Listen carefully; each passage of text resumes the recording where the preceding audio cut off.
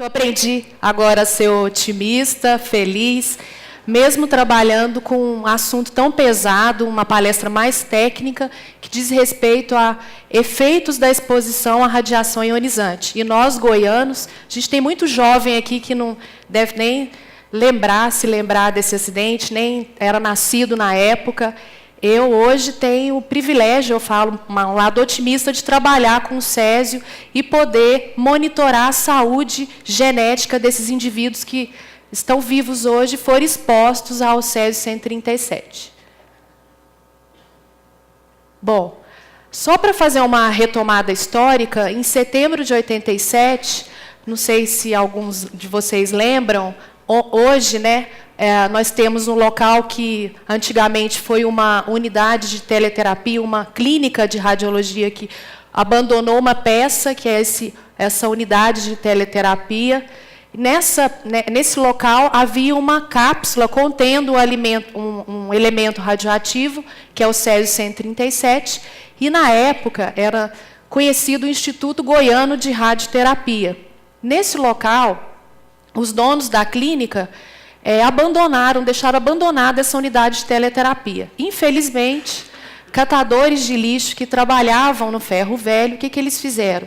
Eles retiraram essa unidade de teleterapia, levaram para um ferro velho e acabaram, então, abrindo essa cápsula e espalhando o cloreto de césio por Goiânia e redondezas. E, com isso, culminou nesse acidente, que é um acidente radioativo. Não sei se vocês sabem, mas é o maior acidente radioativo que ocorreu em área urbana até hoje, que acometeu centenas de pessoas. Bom, só para causar um pouco de impacto, né, isso aqui é uma figura mostrando os tipos de lesões sofridas por essas pessoas expostas, que a gente classificou como radiolesões.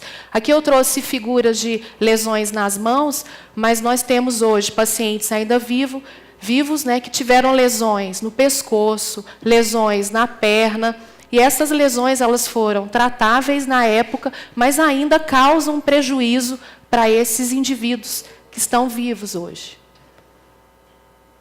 E essas radiolesões, então, foram em decorrência do contato que esses indivíduos tiveram com o césio. Muitos pegaram, outros colocaram a pedra no bolso.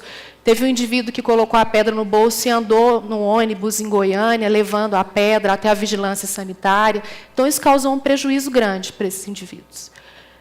Tem até uma história que muitos devem lembrar, que o dono do ferro velho era o Devair, e ele fez várias entrevistas na época e deixou uma frase de impacto, que a pedra era linda. Ela emitia uma luz maravilhosa, que ele não acreditava que como uma pedra tão linda como essa pudesse causar tanto dano para aqueles indivíduos que ele amava.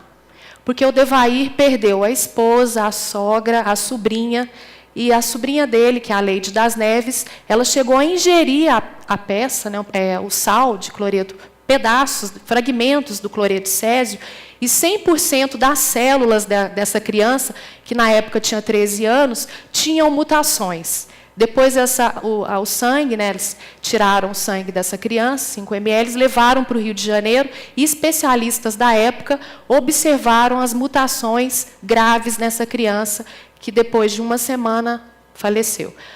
Para esse acidente, na época, 4 pessoas morreram, e uma delas foi a Leide das Neves, que era uma criança de apenas 13 anos.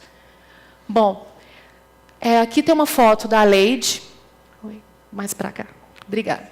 Mostrando o seguinte, eu gosto muito dessa frase, toda vez que a gente vai falar sobre o tema, que é o seguinte: acidentes de qualquer natureza são caóticos. E quando envolvem radioatividade, há uma desinformação muito grande, além de muito preconceito.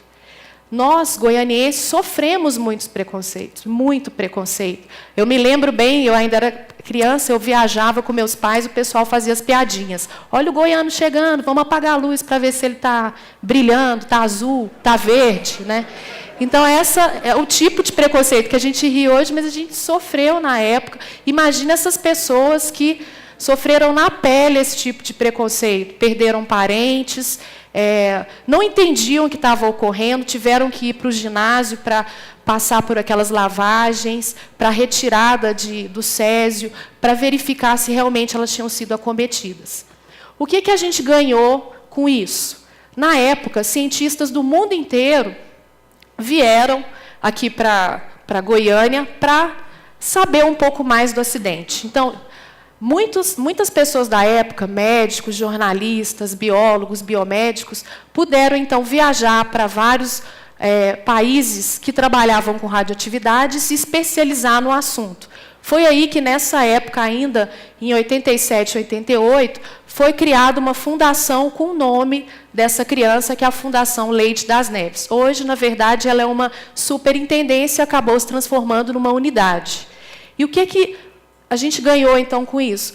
Nós podemos, então, até hoje, estudar sobre o Césio 137. Só para vocês terem uma ideia, os primeiros estudos, eu sei que muitos, a maioria não é da área, nós estudávamos regiões macro do DNA, que a gente chama de cromossomos. Então, nós avaliamos as chamadas aberrações cromossômicas nesse grupo exposto. E, para nossa surpresa, o índice dessas aberrações, nesse grupo exposto de indivíduos que sobreviveram, não era muito maior do que o comparado com o grupo controle. Felizmente. Hoje, atualmente, eu faço parte de uma rede que ela é multidisciplinar, e tem várias instituições envolvidas, e a gente continua monitorando a saúde genética desses indivíduos. Isso aqui é um estudo que nós fizemos recentemente, foi publicado nessa revista intitulada Pesquisa de Mutações, que estuda, então, faz um estudo genético retrospectivo de mutações no DNA desses indivíduos que foram potencialmente expostos. Só para informá-los, esses indivíduos foram divididos por grupos, e esse grupo dependia da dose recebida por esses indivíduos. Então, nós temos até hoje indivíduos que receberam doses altas, indivíduos que receberam doses moderadas, e, infelizmente, policiais militares e bombeiros que trabalharam na época e não foram monitorados. Então, a gente também fez um estudo com esses indivíduos sem conhecer a dose que eles receberam na época, porque eles trabalharam na limpeza, no reconhecimento do local do acidente. Então, o primeiro trabalho que nós publicamos em 2009, 2008, que foi 19 anos após o acidente do Césio, nós trabalhamos, então, com grupos do tipo exposto e controle. Infelizmente, no grupo exposto, poucos indivíduos aceitam participar desse grupo, porque eles sofreram muitas consequências em decorrência desse acidente. Então, nós conseguimos coletar amostras de sangue de apenas 37 indivíduos do grupo exposto. No grupo controle, nós utilizamos indivíduos da população goianiense que não sofreram exposição.